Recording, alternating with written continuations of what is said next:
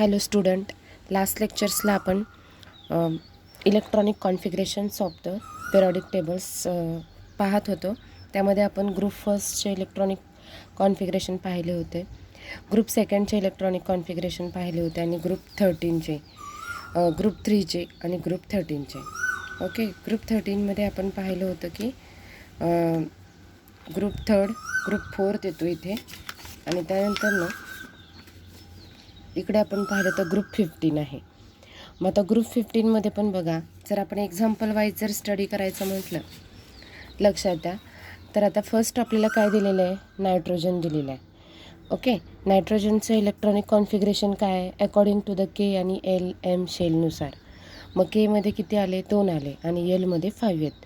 8 octet complete व्हायला आपल्याला 3 electron बाकी आहेत, बरोबर. म्हणून आपण इथं 3 एम्प्टीज ठेवणार आहोत. ॲज इट इज 5 आहेत ते काय करणार आहोत? लिहिणार आहोत. ओके, मग जर आपण इलेक्ट्रॉनिक कॉन्फिगरेशन्स जर अकॉर्डिंग टू द ग्रुप पाहिलं तर मला सांगा, इलेक्ट्रॉन्सच्या संख्या काय होतात? वाढत गेलेल्या आहेत. कशा गेलेल्या आहेत? वाढत गेलेल्या आहेत. मग त्या वाढत असताना बघा, फर्स्ट आपण जेव्हा ग्रुप फर्स्ट पाहिला, ओके, जर आपण पाहिलं ग्रुप फर्स्ट, तर ग्रुप फर्स्टमध्ये आउटरमोस्ट शेलमध्ये किती इलेक्ट्रॉन आहे? 1 इलेक्ट्रॉन आहे. त्यानंतर जर आपण ग्रुप सेकंडचा विचार केला तर आउटरमोस्ट शेलमध्ये किती इलेक्ट्रॉन होते? 2 इलेक्ट्रॉन. त्यानंतर आपण डायरेक्ट ग्रुप 13 पाहतो. ओके, ग्रुप 13मध्ये सुद्धा आउटर शेलमध्ये किती इलेक्ट्रॉन आहेत? 3. अँड ग्रुप 14, ग्रुप 14मध्ये आउटर शेलमध्ये इलेक्ट्रॉन किती आहेत? 4 आहेत. आणि आत्ता जे आपण एक्झाम्पल पाहतो आहे ते कोणाचं आहे? लक्षात येते का? आत्ता जे आपण एक्झाम्पल पाहतो आहे ते एक्झाम्पल आहे नायट्रोजनचं. मग नायट्रोजनचं इलेक्ट्रॉनिक कॉन्फिगरेशन किती आहे? 2,5 आहे. ओके, मग 2,5 हे नायट्रोजनचं इलेक्ट्रॉनिक कॉन्फिगरेशन आहे. मग जर आपण याचा विचार केला तर त्याच्या आउटरमोस्ट शेलमध्ये किती इलेक्ट्रॉन आहेत? 5 इलेक्ट्रॉन आहेत. म्हणून त्याचं म्हणजे ग्रुप 15मध्ये येणारे सगळे जे इलेमेंट्स असतील त्यांच्या सगळ्यांच्या आउटरमोस्ट शेलमध्ये किती इलेक्ट्रॉन असणार आहेत? 5 असणार आहेत. जर आपण फॉस्फरसचा विचार केला तर फॉस्फरसचं किती आहे? 2, 8, 5. ओके, आता 287 म्हणजे याचा ॲटॉमिक नंबर किती होता? 7 होता आणि याचा 15 आहे. फॉस्फरसचा किती आहे? 15 आहे. मग आपण फर्स्ट के शेलमध्ये 2 इलेक्ट्रॉन, एल शेलमध्ये 8 आणि रिमेनिंग एम शेलमध्ये 5 टाकले. मग या 15 ग्रुपमध्ये सुद्धा बघा, दोन्ही इलेमेंट्स आलेले आहेत. त्या दोन्ही इलेमेंट्सच्या आउटरमोस्ट शेलमध्ये सुद्धा 5 इलेक्ट्रॉन्स आहेत. म्हणजे जो इलेमेंट ज्या ग्रुपमध्ये आपण कन्सिडर केलेला आहे, समजा आपण जर ग्रुप 15 कन्सिडर केला, तो ग्रुप 15मध्ये येणारा फर्स्ट इलेमेंट आपण नायट्रोजन कन्सिडर केला, नेक्स्ट आहे फॉस्फरस. या सगळ्यांच्या याच्यानंतरनं सिलिकॉन, जर्मेनियम आहेत. या सगळ्यांमध्ये लास्ट इलेक्ट्रॉन काय असणार आहे? 5 असणार आहे. म्हणजे इलेक्ट्रॉनिक कॉन्फिगरेशन्समध्ये आउटरमोस्ट शेलमध्ये काय असणार आहेत? सेम असणार आहेत. जर आता ग्रुप 16चा विचार केला आपण, ओके, ग्रुप 16मध्ये कोण आहे? ऑक्सिजन आहे आणि सल्फर आहे. आपण 2-2च एक्झाम्पल पाहतो आहे कारण का आपल्याला पुढचं पण स्टडी करायचं आहे. त्यामुळं मग आपण जर हे फक्त 1-2 मार्कासाठीच विचारतात त्यामुळं आपण डीप पाहणार हे बघा, पाहणार नाही आहे. दुसरे एलिमेंट्स आपल्याला त्याचे कॅरेक्टरिस्टिक पण पाहिजेत पिरियडिक टेबलचे. आता ऑक्सिजन्स पाहिला आपण. ऑक्सिजनचा ॲटॉमिक नंबर किती आहे? 8 आहे. ओके, मग 8 आहे. मग आपण त्याचं इलेक्ट्रॉनिक कॉन्फिगरेशन लिहिताना किती लिहिणार आहे? 2, 6 लिहिलं. सल्फरचा किती आहे? 16 असेल. किती आहे? 16 आहे. बघा, सल्फरचं 16 आहे. मग 16 असल्यानंतर आपण काय करणार? 16 असेल तर मग आपण ॲड करताना काय करतो? स्टार्टिंगला 2 इलेक्ट्रॉन, नंतर 8 इलेक्ट्रॉन आणि रिमेनिंग किती आहेत? 6 इलेक्ट्रॉन. मग आपण जर विचार केला ऑक्सिजन आणि सल्फर यांचा जर विचार केला, हे कोणत्या ग्रुपमध्ये येतात? ग्रुप 16मध्ये येतात. मग ग्रुप 16मध्ये सुद्धा लास्ट इलेक्ट्रॉन्स किती आहेत? 6 आहेत. म्हणजे ग्रुप 1पासून ग्रुप 16पर्यंत एक इलेक्ट्रॉन काय झाला? इन्क्रीज होत गेला. ओके, म्हणजे आता तुमच्या लक्षात यायला लागलं असेल. आता नेक्स्ट जर आपण पाहिलं फ्लोरीन आणि क्लोरीन, तर फ्लोरीनचा ॲटॉमिक नंबर आहे 9 आणि क्लोरीनचा ॲटॉमिक नंबर आहे 17. ओके, 9 आणि 17. मग आता याचं इलेक्ट्रॉनिक कॉन्फिगरेशन लिहिताना आपण काय लिहिणार? 2 and 7. इकडे 2 8 7. मग आता इथे सुद्धा बघा, पाहिलं का तुम्ही, या इलेक्ट्रॉनिक कॉन्फिगरेशन्समध्ये सुद्धा आपल्याला किती इलेक्ट्रॉन्स मिळाले? लास्ट शेलमध्ये 7 मिळाले. समजलं? त्यानंतर आता हा कोणता ग्रुप पाहिला आपण? ग्रुप 17 पाहिला. हा ग्रुप 16, हा group 17. Okay, this is and second helium, neon, argon. Okay, helium, neon, argon. मग आता हेलियमचा ॲटॉमिक नंबर आहे 2, निऑनचा ॲटॉमिक नंबर आहे 10, आर्गॉनचा ॲटॉमिक नंबर आहे 18. मग याचं इलेक्ट्रॉनिक कॉन्फिगरेशन 2च असेल, बिकॉज ऑफ ओन्ली 1 शेल्स ना, म्हणून. आता याच्यामध्ये 2 8, याचे काय असेल? 2 8 8. पाहिलं, याच्या बाह्यतम कक्षेमध्ये किती इलेक्ट्रॉन आहेत? 8 8 इलेक्ट्रॉन आहेत.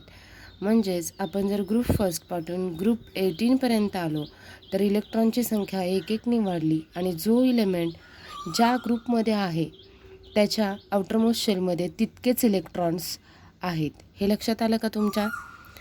म्हणजे आपण आज काय शिकलो आहे की ग्रुप फर्स्टपासून ग्रुप 18पर्यंत इलेक्ट्रॉनिक कॉन्फिगरेशन्स पाहिले. आता जर आपल्याला त्याच्या शेल्स पाहायचे असतील तर बघा कशा असतात. आता हे कोणतं आहे? इलेक्ट्रॉन्स. कोणाचं इलेक्ट्रॉनिक कॉन्फिगरेशन्स आहे? आर्गॉन आणि पोटॅशियमचं आहे. मग आपण आत्ता पोटॅशियमचा ॲटॉमिक नंबर किती आहे? आणि आर्गॉनचा 18 आहे. मग आता पोटॅशियमचा किती आहे? तर 19 आहे. तर याच्यामध्ये बघा, आता आपण सुरुवातीला स्टार्टिंगला जर के शेल्स पकडले तर केमध्ये किती इलेक्ट्रॉन्स ॲड केलेत? आपण 2 घेतलेत. दिसते का? 1 and 2. ओके, मग आता नेक्स्ट पाहूया. 1 2 3 4 5 6 7 8. 2 8 आल्या. येस. त्यानंतर थर्ड शेल पाहूया. 1 2 3 4 5 6 7 8. येस, 8 आहेत. आणि लास्ट शेलमध्ये किती इलेक्ट्रॉन्स आहेत? 1 इलेक्ट्रॉन आहेत. म्हणजे पोटॅशियमचं इलेक्ट्रॉनिक कॉन्फिगरेशन किती आहे?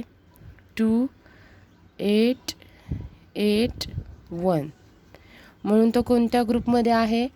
म्हणून पोटॅशियम हा ग्रुप फर्स्टमध्ये आहे. आता आर्गॉनचं आपण पाहूया. ओके, आर्गॉनचं आपण आत्ताच पाहिलं. आर्गॉनचं काय आहे? 2 8 8 आहे. येस, माझं आर्गॉनचं 2 8 8 आहे. तर बघा, फर्स्ट शेल पाहूया. 1 2. सेकंड शेलमध्ये 1 2 3 4 5 6 7 8. Third shell 1 2 3 4 5 6 7 8. सो 2 8 8. आर्गॉनचं इलेक्ट्रॉनिक कॉन्फिगरेशन काय आहे? 2 8 8 आहे. म्हणजे आता आपण जर ग्रुपली डिस्कशन केलं, त्याच्यामध्ये जर आपण काही पॉईंट्स डिस्कस केले तर आपल्या लक्षात काय आलं की जे ग्रुप फर्स्टमधले इलेमेंट्स आहेत त्यांचे व्हॅलन्स इलेक्ट्रॉन्स किती आहेत? 1च आहे. ओके, म्हणजेच त्यांची व्हॅलन्सीसुद्धा काय असणार आहे? तर 1 असणार आहे. ग्रुप सेकंडमध्ये आपण बेरिलियम, मॅग्नेशियम, कॅल्शियम हे ग्रुप 2मध्ये पाहिले. मग त्याच्या आउटरमोस्ट शेलमध्ये किती इलेक्ट्रॉन आहेत? 2 आहेत. Chlorine, bromine, iodine 17 groups family पाहिले. How many electrons there? 7 electrons. म्हणजे बघा, आपण पाहिलं ग्रुप फर्स्टमध्ये 1 इलेक्ट्रॉन्स इन आउटरमोस्ट शेल्स म्हणजेच व्हॅलन्स इलेक्ट्रॉन. ग्रुप सेकंडमध्ये 2 इलेक्ट्रॉन्स, 2 व्हॅलन्स इलेक्ट्रॉन. ग्रुप 13मध्ये 3 व्हॅलन्स इलेक्ट्रॉन. 14मध्ये 4 व्हॅलन्स इलेक्ट्रॉन. 15मध्ये 5. ओके, 16मध्ये 6 व्हॅलन्स इलेक्ट्रॉन. 17मध्ये आउटरमोस्ट शेल्समध्ये 7 इलेक्ट्रॉन्स. 18मध्ये 8 electrons. Because of their octet is the completed. म्हणजे याचं ऑक्टेट काय झालेलं असतं? कम्प्लीट झालेलं असतं. मग तुम्हाला जर इलेक्ट्रॉनिक कॉन्फिगरेशन्सवरती शॉर्ट नोट आली, शक्यतो शॉर्ट नोट नाही आहेत, तुम्हाला एलिमेंट्स देतात आणि एलिमेंट्सवरून काय केलं जातं, तुम्हाला इलेक्ट्रॉनिक कॉन्फिगरेशन्स लिहायला सांगितले जातात. त्यानंतर नेक्स्ट पॉईंट आहे मॉडर्न पिरियडिक टेबल्स. आता फर्स्ट पॉईंट आहे elements are arranged in increasing order of their atomic number. म्हणजे आपण कॅरेक्टरिस्टिक पाहिले होते, त्यामधला फर्स्ट कॅरेक्टरिस्टिक काय, एलिमेंट हे ॲटॉमिक नंबरच्या इन्क्रीजिंग ऑर्डरनी काय केले जातात, अरेंज केले जातात. सेकंड, लेफ्ट टू राईट काय होतात, ॲटॉमिक नंबर इन्क्रीज होतात.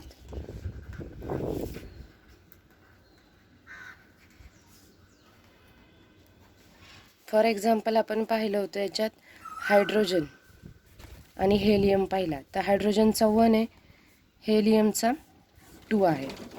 थर्ड पॉईंट, आता थर्ड पॉईंट्समध्ये काय, व्हर्टिकल कॉलम्स ज्या आहेत त्याला आपण पाहिले की ग्रुप्स असं म्हणतो आपण. काय म्हणतो, ग्रुप्स म्हणतो. व्हर्टिकल कॉलम्सला काय म्हटलं जातं, ग्रुप्स असं म्हटलं जातं. आणि हॉरिझॉन्टल ज्या लाईन्स आहेत त्याला आपण काय म्हणतो, पिरियड्स असं म्हणतो. दिस इज 4 पॉईंट्स. म्हणजे जर तुम्हाला कॅरेक्टरिस्टिक आले लिहायला तर तुम्ही ह्याच्याविषयी एक्सप्लेन करू शकता. अगेन रिवाइज करते बघा. The elements are arranged in increasing order in atomic numbers. Vertical columns is called as the group. The group is the chemical properties of element is the same. म्हणजे another one thing इथे लक्षात काय ठेवायचे आपल्याला, की ग्रुप्समधले जे काही elements आहेत त्यांच्या केमिकल प्रॉपर्टी काय असतात, सारख्या असतात. काय असतात, सारख्या असतात. केमिकल प्रॉपर्टीज आर सेम असतात इन अ ग्रुप. म्हणजे जर ग्रुप फर्स्टमधले एलिमेंट्स पाहिले तर त्या सगळ्यांच्या केमिकल प्रॉपर्टीज काय असणार आहेत, सेम असणार आहेत. त्यानंतर 18 ग्रुप्स आहेत, 7 पिरियड्स आहेत. हॉरिझॉन्टल रोला आपण पिरियड्स म्हणतो. आणि प्रॉपर्टीसुद्धा element change slowly from to the end to end in a other end. म्हणजे ज्या ग्रुप पिरियडच्या प्रॉपर्टीज आहेत त्या पिरियडच्या प्रॉपर्टीज काय होतात, वन एंड, हे बघा, one end to the other end of the period काय होतात, बदलत जातात.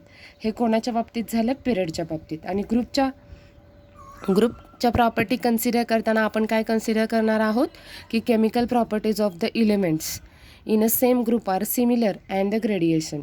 म्हणजे त्यांच्या प्रॉपर्टी काय असतात, सिमिलर असतात. ओके, लक्षात आलं तुमच्या. त्यानंतर आपण आता नेक्स्ट पॉईंट पाहणार आहोत, तो आहे कॉन्फिगरेशनशी रिलेटेडच. म्हणजे जर आपण पाहिलं the element in a second period. आता सेकंड पिरियडमधले इलेमेंट्स कोणते आहेत, जर आपण आता फर्स्ट पिरियड पाहिला, ओके, फर्स्ट पिरियड आहे आपला. फर्स्ट पिरियडमध्ये आपला हायड्रोजन आणि कोण आहे, हेलियम आहे. सेकंड पिरियडमध्ये बघा lithium, beryllium, boron, carbon, nitrogen, oxygen and fluorine आहे. Okay, lithium, beryllium, boron, carbon, nitrogen, oxygen and fluorine and neon. मग आता या प्रत्येकामध्ये काय आहे तर आपल्याला 2 शेल्स पाहायला मिळतात. हाऊ मेनी शेल्स पाहायला मिळतात, 2 शेल्स, के आणि एल शेल असते. कोणती शेल असते याच्यामध्ये, के आणि एल शेल आहे. येस, म्हणजे फर्स्टमध्ये कोणते असेल, फक्त के शेल असेल. त्यानंतर जर आपण इलेमेंट इन थर्ड पिरियड घेतले, कुठले घेतले, इलेमेंट्स इन थर्ड पिरियड. मग थर्ड पिरियडमध्ये पण आता कोणते इलेमेंट्स येतात बघा,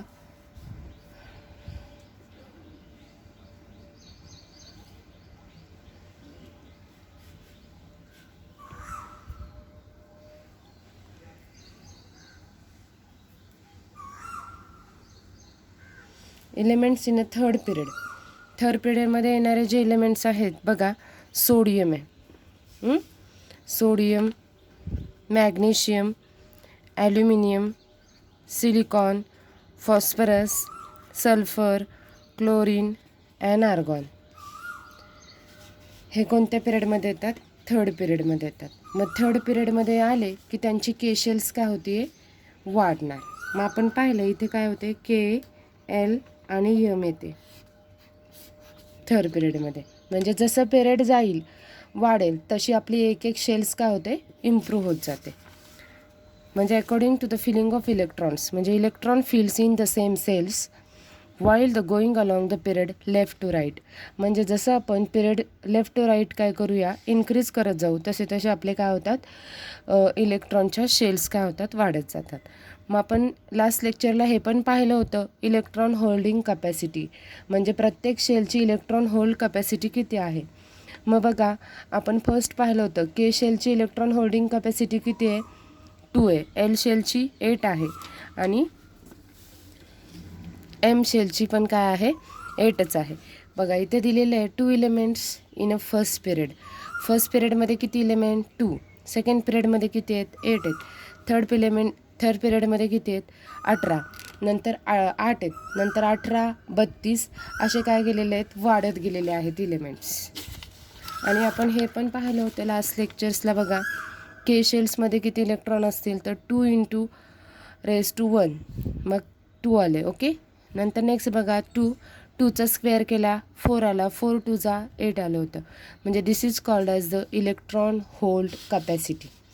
म्हणजे याला आपण काय म्हणतो इलेक्ट्रॉन होल्ड कपॅसिटी असं म्हणतो. त्यानंतर आपण एक नेक्स्ट पॉईंट न्यू पॉईंट्स पाहणार आहोत. त्या पॉईंट्सचं नाव आहे बघा the periodic trends in a modern periodic tables. म्हणजे मॉडर्न पिरियॉडिक टेबल्समध्ये काही ट्रेंड्स येतात. मग ते ट्रेंड्स कोणते असतात. ट्रेंड्सचा अर्थ काय होतो की the properties of the periodic table. मग पिरियॉडिक टेबलच्या प्रॉपर्टी ह्या काय आहेत की रेग्युलर वाढत नाहीत. म्हणजे left to right top to bottom यांच्यामध्ये काय होतात थोडे चेंजेस होतात, ते आपण पाहणार आहोत. मग त्यामध्ये फर्स्ट बघा find the property of the element in the period and a group of modern periodic table compare a certain regularity and the variation.